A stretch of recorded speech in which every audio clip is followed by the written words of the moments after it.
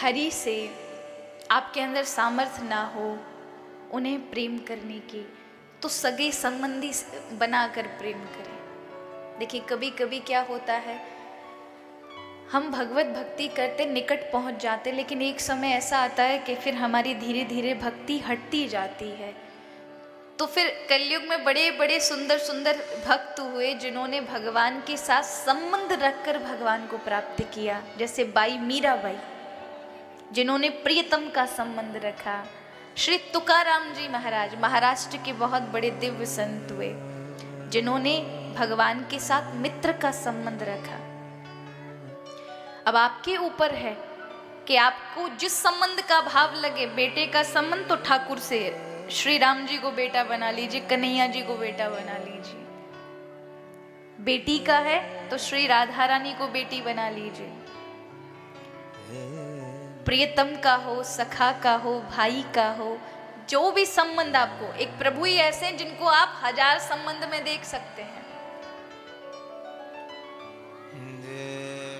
इसलिए आप जब संबंध जोड़ेंगे तो फिर आपसे हरि जुड़ जाते हैं।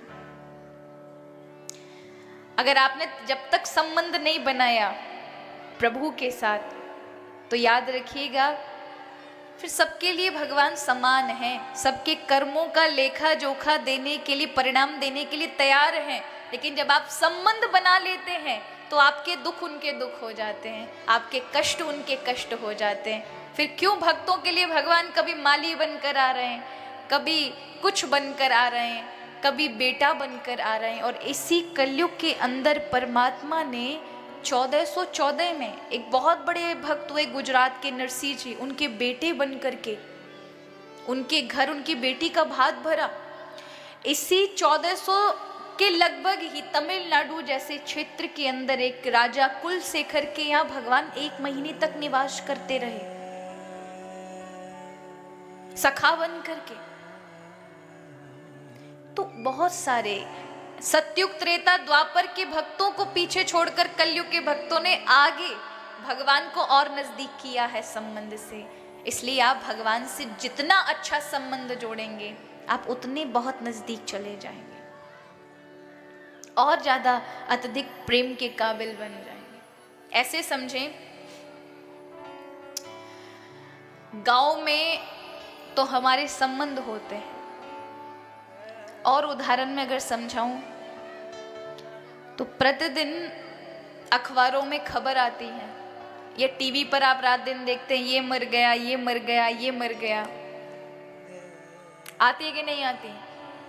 लेकिन कितने आंसू निकलते हैं आपके, कितने दुखी होते हो, कितना गम करते हैं, या कितना कष्ट होता है आपको? बिल्कुल भी नहीं, बस थोड़ा देखा, बस हाँ ये बहुत गलत हुआ, ऐसा करके अखबार रख देंगे, चाय पी रहे हैं, खाना चल रहा है, भोजन प्रसादी पा रहे हैं। लेकिन ये पता चल जाए कि वो मेरा पुत्र था, कि वो मेरा ये था, तो क्या होगा? फिर आपके मुंह में चाय रहेगी, फिर आप रोएंगे। क्यों रोएंगे? क्योंकि जब तक आपको पता था वो मेरे नहीं है, उनसे कोई संबंध नहीं है, तो आपका कोई मतलब ही नहीं था। ठीक है, अपना जो कुछ हो रहा है अब क्या कर सकते हैं, विधि का विधान है, ईश्वर के हाथ में, ऐसा कह के टाल देते हैं। लेकिन जब पता चलता है कि उन मरने वालों में कोई हमारा है, तो उसके साथ संबंध होने के कारण भावनाओं में असर होता है, और वही भावनाएं भाव ले आते हैं और व्यक्ति रो पड़ता है। फिर उसे विधि का विधान ये 10 लोग समझाएं भी ना, नहीं समझ आएगी, क्योंकि उसका अपना गया है जिससे उसका संबंध था। उसी प्रकार है, यदि आप प्रभु से केवल दूर का ही रिश्ता रखेंगे तो वो वही वाली बात है, जैसे आपको असर नहीं हुआ किसी का, प्रभु को भी नहीं होता। लेकिन जब आप संबंध जोड़ लेते हैं, आप ही मेरे हैं, सखा हैं, मित्र हैं, साथी हैं, माता पिता हैं, आपके अलावा किससे कहूँ, तो फिर संबंध जुड़ जाता है। फिर भावनाओं का, यहीं से तो भक्ति का प्रारंभ है, यहीं से तो भावनाओं का प्रारंभ है।